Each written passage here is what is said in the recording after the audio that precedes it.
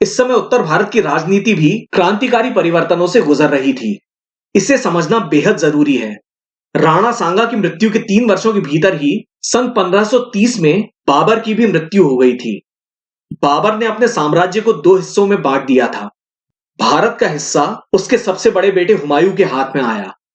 हुमायूं ने पूरब में उठ रहे अफगानों के विद्रोह को दबाने की कोशिश की।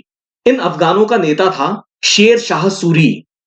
लेकिन तभी सन 1532 और 35 के बीच पश्चिम और मध्य भारत में गुजरात सुल्तान बहादुर शाह ने मेवाड़ और मालवा को हराकर तहलका मचा दिया। हुमायूं ने शेर शाह सूरी का पीछा छोड़कर मालवा और गुजरात पर हमला कर दिया। शेर शाह को यूं छोड़ देना उसकी सबसे भयंकर भूल थी। सन 1535 और 36 के दरमियान हुमायूं ने बहादुर शाह को हरा दिया और मालवा और गुजरात पर कब्जा कर लिया। इससे पहले से मुसीबतों में फंसे मेवाड़ को कुछ राहत मिली। सन 1536 में ही बहादुर शाह ने गुजरात वापस जीत लिया। लेकिन अब दुनिया एक नए दौर में पहुंच चुकी थी। सन 1498 में पुर्तगाल के वास्को डी गामा ने अफ्रीका होते हुए यूरोप से भारत तक का रास्ता ढूंढ निकाला। इससे ईसाई यूरोप और पूरब का मुस्लिम जगत के कारण 1000 साल से बंद पड़ा रास्ता भी खुल गया। तो अब खतरा केवल जमीन से ही नहीं बल्कि समंदर से, या यूं कह लीजिए कि 7 समंदर पार करके भी आ सकता था। सन 1500 से लेकर 1535 तक पुर्तगालियों ने मुस्लिम जगत से उनका हिंद महासागर का व्यापार मार्ग छीन लिया। इन सब को हमने अपने 2 वीडियोस ईस्ट इंडिया कंपनीज और Spain and Portugal in the east में हमने काफी विस्तार से बताया है। तो 16वीं सदी की शुरुआत में भारत के पश्चिमी तट पर पुर्तगाली हावी होने लगे। उनके पास अत्याधुनिक जबरदस्त हथियार थे और बेहतरीन गोला बारूद था। गुजरात सुल्तान बहादुर शाह को तोपें तो तुर्कों से मिल गई थी, पर पुर्तगालियों से तोपें और बंदूकें लिए बिना मुगलों को नहीं हराया जा सकता था। तो सन 1537 में मुंबई के पास वसई में पुर्तगालियों से संधि के दौरान एक जहाज पर पुर्तगालियों ने धोखे से बहादुर शाह की हत्या कर दी। इसके बाद गुजरात सल्तनत इतिहास का एक खंडहर बनकर रह गई। बहादुर शाह के मिट जाने पर हुमायूं ने शेर शाह सूरी पर फिर से ध्यान दिया, पर अब बहुत देर हो चुकी थी।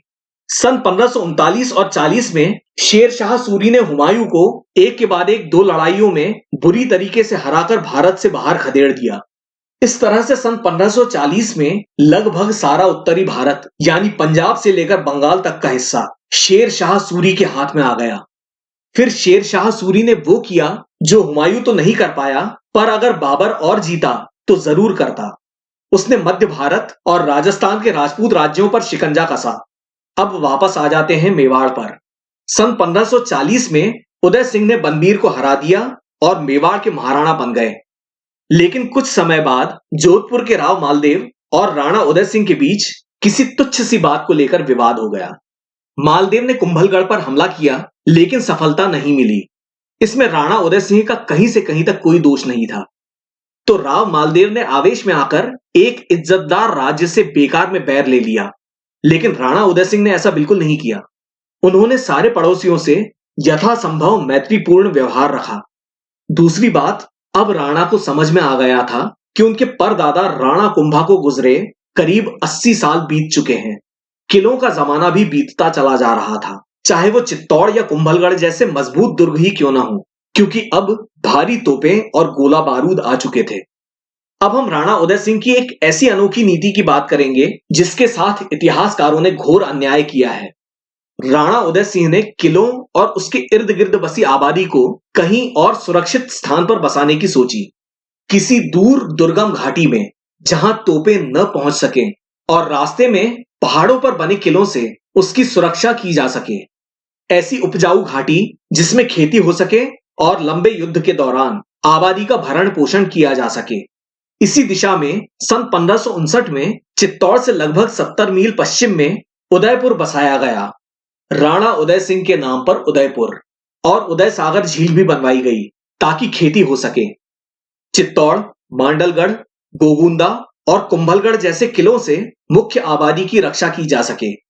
यदि आप ध्यान दें तो पाएंगे कि तब से लगभग 200 साल बाद जयपुर भी इन्हीं सिद्धांतों पर बसाया गया था। और अब आने वाली बातों को सुनकर आपको विश्वास हो जाएगा कि राणा उदय सिंह का अंदाजा कितना सही था।